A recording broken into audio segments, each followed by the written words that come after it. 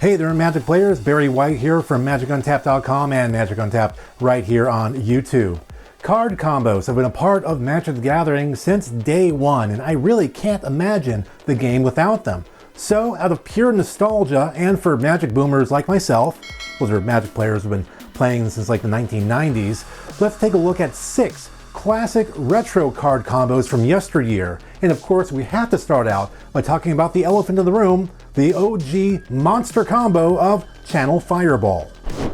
For those who are out of the loop, Channel is a sorcery costing 2 green mana to cast that essentially allows you to pay any amount of life you'd like in exchange for colorless mana in a 1-to-1 ratio.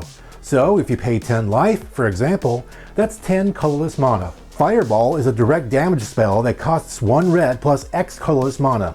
Then it deals damage equal to the value of X to any target, or targets if you want to split the damage up for some reason. This was one of the most powerful combos in the game that, back in 1993-94, could be pulled off as early as turn 1. Here's how it ideally works. Turn 1, play a red producing land such as a mountain, or if you want to get fancy, a taiga. Then drop down a black lotus. Sacrifice the lotus for 3 green. Use 2 of that to pay for Channel, converting 19 points of life into 19 colorless mana. Tap the red source to pay for the Fireball. Then put all 19 colorless mana plus the 1 remaining green mana from the lotus into the Fireball and target your opponent for 20 points of damage, killing them before they even have a chance to play a card. Note that this combo can also be done with the spell Disintegrate, which was also printed in the same set. Now we've had 1 Fireball, yes, but what about second Fireball? At least one that's in blue. Let me explain. Having the Legends card Underworld Dreams in play, which deals 1 damage to opponents whenever they draw cards, you cast the spell Brain Geyser. Brain Geyser, like Fireball, is an X spell, but instead of dealing damage, it makes target player draw X cards. So, target your opponent. Make them draw X cards and, subsequently, make them also take X damage off of the Underworld Dreams. Plus, if you want to double dip, you can throw in a Black Vice into the mix to make them take even more damage during their next upkeep. And while we're on the topic of X spells, here's another one for you.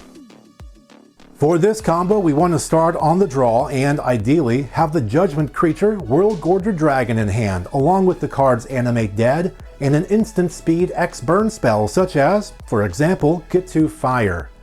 Draw your card, end your turn, and discard down to hand size by sending the dragon to the graveyard. Then, make sure you have both at least 1 red mana source and 1 black mana source in play. Cast Animate Dead, which comes into play as an enchantment. Target the World Gorger Dragon in your graveyard, bringing it into play. Once it enters, it makes you remove from the game all of your other permanents, including Animate Dead. With the enchantment gone, the dragon has to go back to the graveyard. But in doing so, all of your removed cards come back, including your lands, which you will immediately tap for mana, and the Animate Dead, which then targets the World Gorger Dragon to resume the loop. Now here's why we want an instant speed X spell. As you tap your lands for mana each time they return to play, you will build up an infinite amount of mana. You can then use that mana to cast Get to Fire at instant speed and finish off your opponent. Now here's a favorite of mine from way back in the day that I used to use on the regular, and it involves 2 kind of obscure cards. One's from the Dark, and the other one's from the original core set. Those are Festival and Siren's Call. Siren's Call is an instant costing 1 blue mana that forces all of an opponent's creatures to attack. Then, at the end of the turn, any non-wall creatures or creatures that didn't just come into play that turn are destroyed. Festival, which is a card from the Dark, simply says that, for 1 white mana, your opponent cannot declare an attack this turn. So, in short, for 1 white and 1 blue mana, you can kill off essentially all of your opponent's creatures, clearing the path towards victory on your next turn.